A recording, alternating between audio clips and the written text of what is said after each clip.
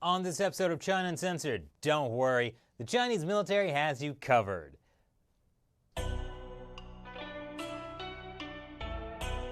Welcome back to China Uncensored. I'm your host, Chris Chappell. Plarf! No, I'm not celebrating 25 years of Pinky and the Brain. I'm talking about the Chinese Communist Party's People's Liberation Army Rocket Force. New satellite photos have emerged of a Plarf base in China's Sichuan province. And what does the People's Liberation Army Rocket Force plan to do tonight? The same thing it does every night. Try to take over the world. Well, not the world, but possibly part of India. China's Sichuan province is, of course, a short distance from the Arunachal Pradesh, territory disputed by both India and the Chinese regime. According to The Print, this new Chinese base could potentially support a brigade-sized intercontinental ballistic missile formation capable of covering all of India, the Indian Ocean region, as well as large parts of continental America. Reports of the new base come just a few months after the 10th successful test of China's latest and most powerful ICBM, the DF-41. According to video from state-run People's Daily, the DF-41 is capable of carrying up to 10 nuclear warheads with a range of about 7,500 miles. With that kind of range, a DF-41 launched from Sichuan is capable of traveling around the globe, or across the flat Earth disk if that's your thing, to strike the continental United States. Also, it can hit India, which is way closer. But India isn't exactly a sitting duck, or sitting cow, or elephant, whatever the appropriate sitting animal is in this scenario. Earlier this year, India tested its own nuclear-capable missile that could hit anywhere in China.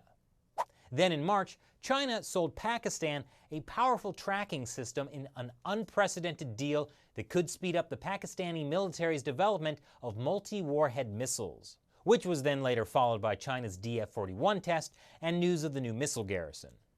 And this is just the latest development in a long history of bad nuclear family relations. China and India have the two largest populations in Asia, and the nations often compete for the same sphere of influence. Plus, they both have nukes. But really, is that any reason they couldn't still be friends? After all, China's foreign minister says that India's elephant and China's dragon should dance instead of fight. How would that work? Would it look something like this?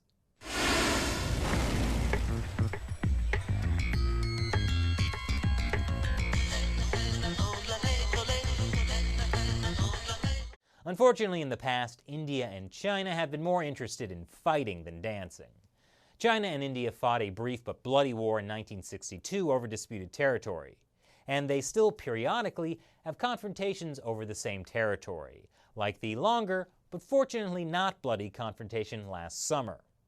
Its personnel were caught on camera jostling with Indian troops, sometime in second week of June across the ILAC in Sikkim. That standoff lasted over 70 days, and in that entire time, no one thought to have a dance. Really. But the Chinese Communist Party has been patiently working to weaken and surround India. China is allegedly the principal opponent to India's bid for the United Nations Security Council membership, and it has also been opposing India's entry at the Nuclear Suppliers Group. India wants a voice in that influential nuclear group. According to the Arms Control Association, India has around 140 nukes. For its part, India is one of the rare countries in the region that doesn't support China's Belt and Road Initiative. That's where the Chinese regime builds infrastructure in other countries, gets them in debt, and then occasionally forces them to establish potential Chinese military bases. That's called the string of pearls theory. And look, it just so happens they all surround the Indian Ocean. But it's not like the Chinese Communist Party is going to try to make a move on the Indian Ocean, right? I mean, the China Ocean has a ring to it. Well, not so much a ring as a string of pearls. Maybe we've been looking at this problem all wrong. Why should India and China have to choose between dancing and fighting, when they could just dance and fight at the same time?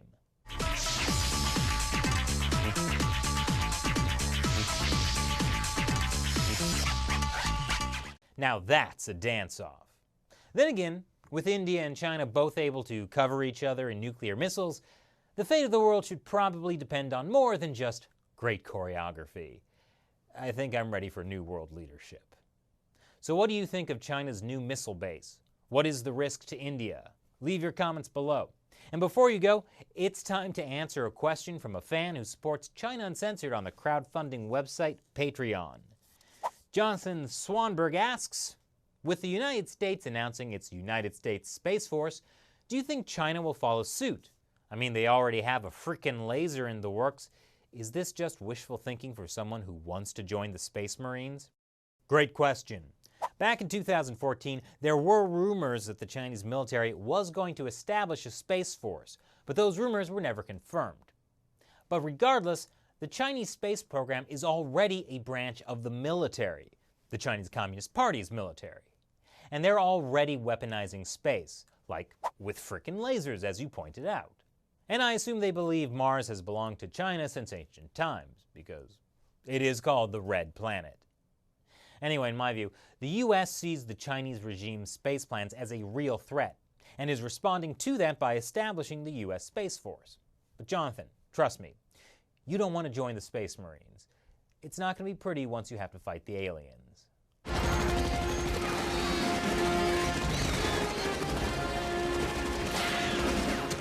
Thanks for your question, Jonathan. Remember, China Uncensored is made possible by the support from you, my amazing fans. So if you can, consider supporting China Uncensored through our Patreon website. You'll have a chance to get your questions answered on the show and get some neat stuff for your support. Once again, thanks for watching this episode of China Uncensored. I'm your host, Chris Chappell. See you next time. Want to learn more about China? Go to ChinaUncensored.tv.